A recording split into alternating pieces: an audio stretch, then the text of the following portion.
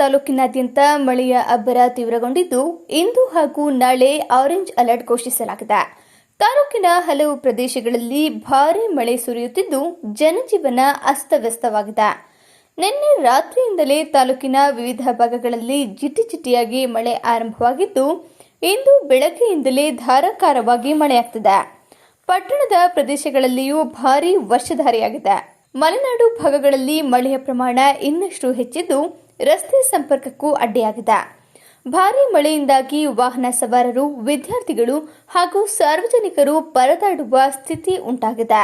ಕೆಲವೆಡೆ ವಿದ್ಯುತ್ ವ್ಯತ್ಯಯವೂ ಸಂಭವಿಸಿದೆ. ಜಿಲ್ಲಾಡಳಿತದಿಂದ ಮುಂಜಾಗ್ರತಾ ಕ್ರಮ ಕೈಗೊಳ್ಳಲಾಗಿದ್ದು, ಸಾರ್ವಜನಿಕರಿಗೆ ಅಗತ್ಯವಿರುವಲ್ಲಿ ಮನೆಯಿಂದ ಹೊರಬರದಂತೆ ಸೂಚನೆಯನ್ನ ನೀಡಲಾಗಿದೆ. ಹವಾಮಾನ ಇಲಾಖೆ ಮುನ್ಸೂಚನೆಯಂತೆ ಮುಂದಿನ 24 ಗಂಟೆಯೊಳಗೆ ಮಳೆಯ ಪ್ರಮಾಣ ಹೆಚ್ಚಾಗುವ ಸಾಧ್ಯತೆ ಇದೆ.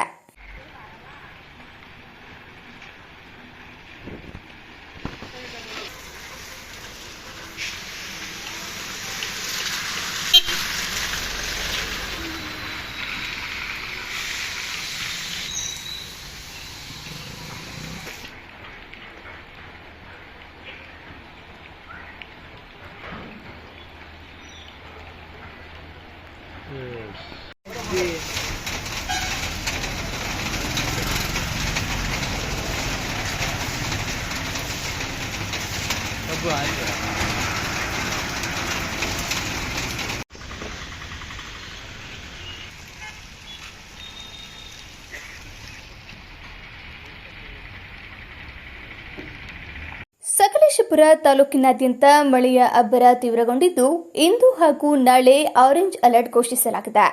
ತಾಲೂಕಿನ ಹಲವು ಪ್ರದೇಶಗಳಲ್ಲಿ ಭಾರೀ ಮಳೆ ಸುರಿಯುತ್ತಿದ್ದು, ಜನಜೀವನ ಅಸ್ತವ್ಯಸ್ತವಾಗಿದೆ.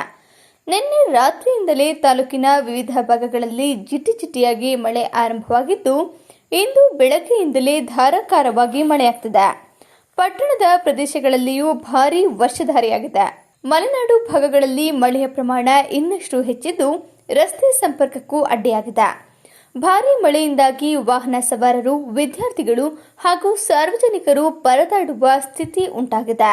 ಕೆಲವೆಡೆ ವಿದ್ಯುತ್ ವ್ಯತ್ಯಯವೂ ಸಂಭವಿಸಿದೆ. ಜಿಲ್ಲಾಡಳಿತದಿಂದ ಮುಂಜಾಗ್ರತಾ ಕ್ರಮ ಕೈಗೊಳ್ಳಲಾಗಿದ್ದು, ಸಾರ್ವಜನಿಕರಿಗೆ ಅಗತ್ಯವಿರುವಲ್ಲಿ ಮನೆಯಿಂದ ಹೊರಬರದಂತೆ ಸೂಚನೆಯನ್ನ ನೀಡಲಾಗಿದೆ.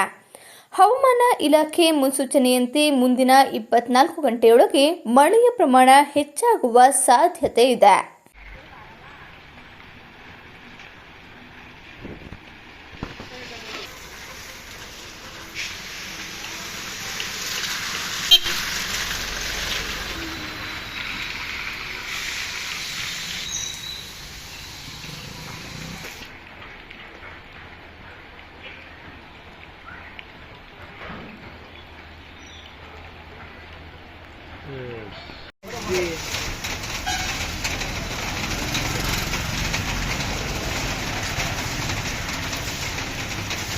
सब आ गया।